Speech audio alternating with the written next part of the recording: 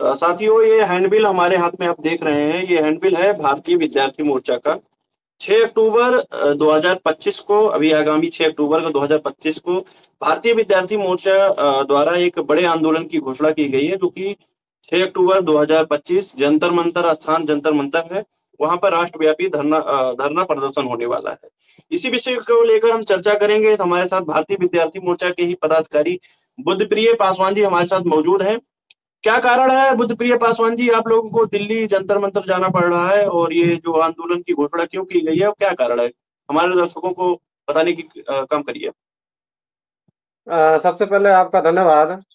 अभी जो 6 अक्टूबर 2025 को जो दिल्ली के जंतर मंतर पर विशाल रैली प्रदर्शन का जो आयोजन हुआ है, उसका उद्देश्य ये है कि वर्तमान में जो शासक जाति है, जो 3% का ब्राह्मण है, वो जो है इस देश में इतनी बेरोजगारी पैदा कर रखा हुआ है, जिसकी वजह से जो इस देश के वास्तविक मूल निवासी बहुजन समाज के लोग हैं, उनको जो शासन प्रशासन में जो भागीदारी मिलनी चाहिए, जो हिस्सेदारी मिलनी चाहिए, वो शासन प्रशासन में ना तो हिस्सेदारी है, ना तो कोई भागीदारी है।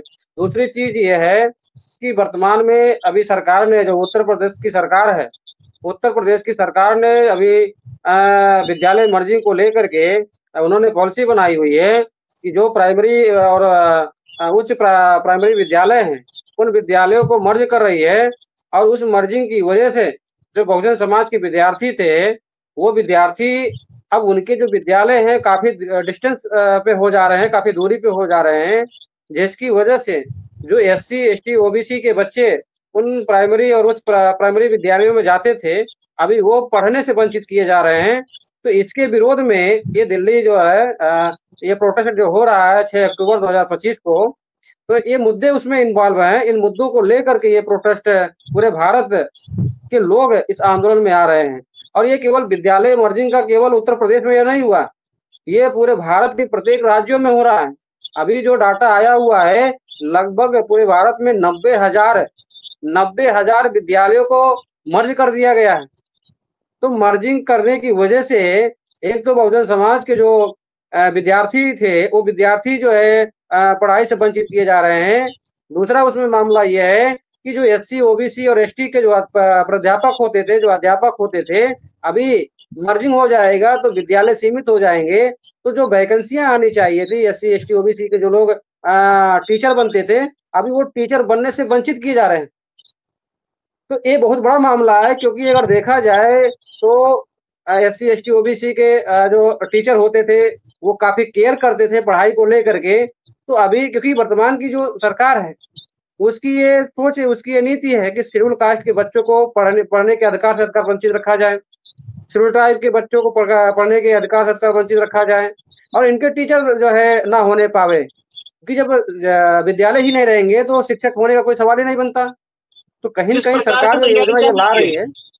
किस प्रकार की ये तैयारी चल रही है? और आप लोग इसमें वामन मेश्राम जी भी इसका नेतृत्व कर रहे हैं, क्या कहेंगे आप? किस प्रकार की तैयारी है और देखिए कितने बड़े अभी पैमाने पे लोग अ, पहुंचे हैं? क्या संख्या आएगी वहां पर?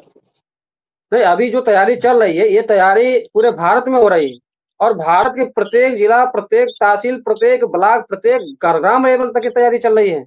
और ज़्यादा से ज़्यादा हमारी ये तैयारी है कि यहाँ की पब्लिक को निकाल करके दिल्ली में जो प्रोटेस्ट हो रहा है, क्योंकि ये जो प्रोटेस्ट हो रहा है, ये राष्ट्रव्यापी प्रोटेस्ट है। ये क्षेत्रीय व्यापी प्रोटेस्ट नहीं, राष्ट्रव्यापी प्रोटेस्ट है, राष्ट्रव्यापी रैली प्रदर्शन है।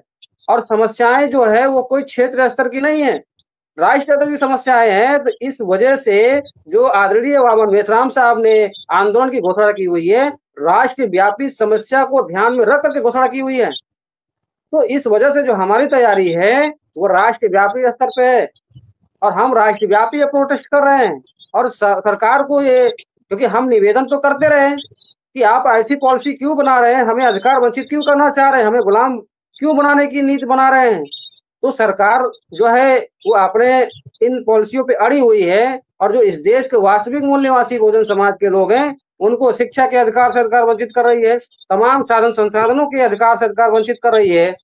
जबकि वो इस देश के वास्तविक मूल निवासी हैं, वो इस देश के मालिक हैं, उनको जो है शिक्षा के अधिकार से वंचित कर रही है, और तमाम साधन संसाधन के अधिकार से सरकार वंचित कर रही है। तो ये जो सारे मुद्दे हैं, इन मुद्दे को उच्च जो ये प्रोटेस्ट हो रहा है, जो ये रैली प्रदर्शन हो रहा है, इस मुद्दे को उसमें इन्वॉल्व किया गया है और इन मुद्दों के आधार पे ये प्रोटेस्ट हो रहा है। अभी ये केवल जो है विद्यालय मर्जी का मामला नहीं है। इस देश में सबसे ज़्यादा जो आबादी है, वो ओबीसी की है और ओबीसी की जो गिनती होनी चाहिए, गुलाम भारत में गिनती हुई थी। आज लगभग 93-94 साल हो जा रहे हैं, आज तक ओबीसी की गिनती नहीं हुई और गिनती ना होने की वजह से जो उनको हिस्सेदारी मिलनी चाहिए शासन-प्रशासन में, जो भागीदारी उनकी होनी चाहिए, वो नहीं है। तो कहीं न कहीं जो इनकी हिस्सेदारी पे, इनकी भागीदारी पे वही लोग स्थापित हो रहे हैं, जो इस देश को सदियों से गुलाम बनाए हुए थे और आज भी बनाए रखे हुए हैं। तो ये उनके जी, विरोध में ये हमारा प्रोटेस्ट है। मैं ये कह रहा था कि आप लोग अगर मान लीजिए ऐसे आंदोलन करते हैं, आप लोगों को मेन स्ट्रीम मीडिया कवरेज नहीं देती और जाहिर-सी बात है इस आंदोलन को दिखाने भी काम नहीं करेगी। तो किस तरह की तैयारी है आपकी नहीं इसको देखिए कवरेज की? अभी जो हमारी तैयारी है, अभी जो आपने मीडिया के संदर्भ में जो सवाल किया कि जो मीडिया जो स्ट्रीम मीडिया है, वो जो बहुजन समाज के लोग हैं, उनके वास्तविक मुद्दों को दिखाती नहीं है। उनके मुद्दों को जबकि उनके चैनलों पे किसी शेड्यूल कास्ट को नहीं बैठाने का प्रयास करते, ना किसी ओबीसी को बैठाते हैं। वही ब्राह्मण आप देखेंगे लगभग 90% उनके चैनलों में जो डिबेट करने वाले लोग होते हैं, वही 90% ब्राह्मण लोगों को ही बैठा करके वो डिस्कस करते रहते हैं।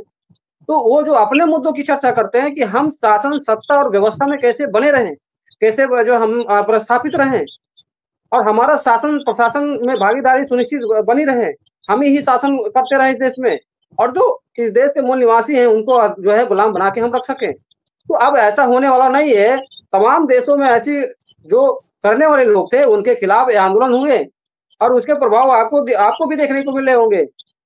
नेपाल का भी आपने एग्जाम्पल आपके तौर पे आपके सामने है कि नेपाल में भी लगभग 70% से ज्यादा लोग वहाँ जो ब्राह्मण हैं, वो ब्राह्मणों ने शासन प्रशासन जो व्यवस्था है उन व्यवस्थाओं पे एक अधिकार कब्जा जमाए रखा और जो वहाँ के जो मूल निवासी थे उनको अधिकार वंचित रखा। तो इस वजह से वहाँ के लोगों ने क्रांति की, उन क्रांति का परिणाम आपको देखने को मिल रहा है।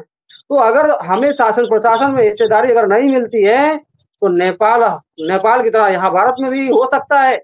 और यहाँ मीडिया में जो लोग हैं, लगभग 99% वो ब्राह्मण बनियों का ही मीडिया है।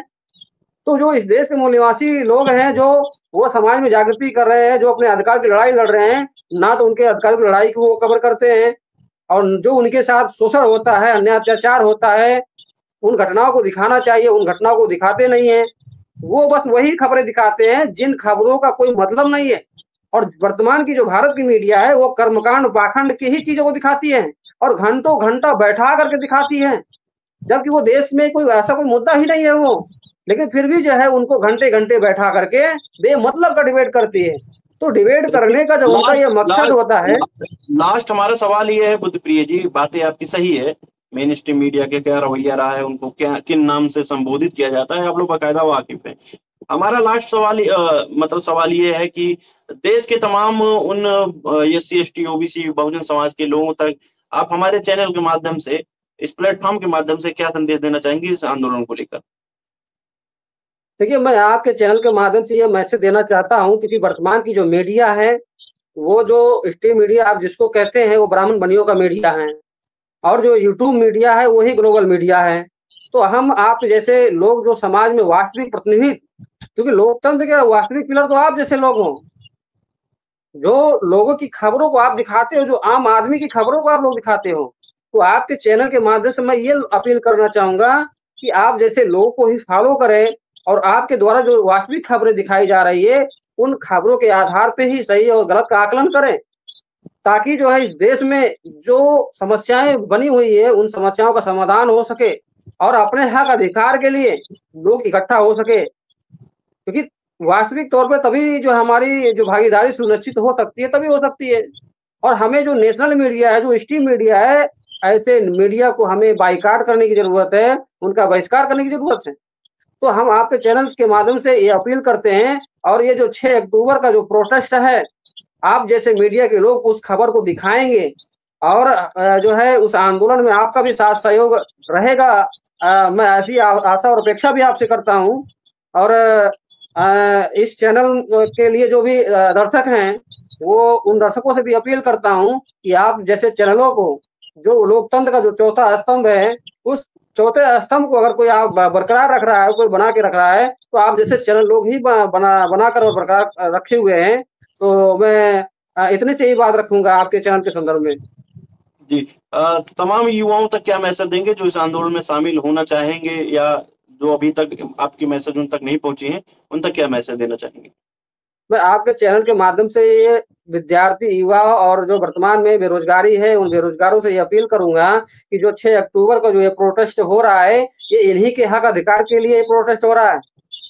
इन्हीं के हक अधिकार के लिए प्रोटेस्ट हो रहा है। तो वो विद्यार्थी, युवा, बेरोजगार 6 अक्टूबर को दिल्ली के जंतर मंतर पर जो विशाल प्रोटेस्ट, विशाल रैली प्रदर्शन होने वाला है, पूरे देश के लोग बड़ी तादाद में उस 6 अक्टूबर के रैली में आप लोग आएँगे। ऐसी विद्यार्थी, युवा, बेरोजगारों से ये अपील है, जो है बार-बार ये निवेदन है कि आप लोग ज़रूर उस प्रोटेस्ट में शामिल हो और अपनी भागीदारी आप सुनिश्चित करें, क्योंकि लड़ाई आपको ही लड़ना होगा।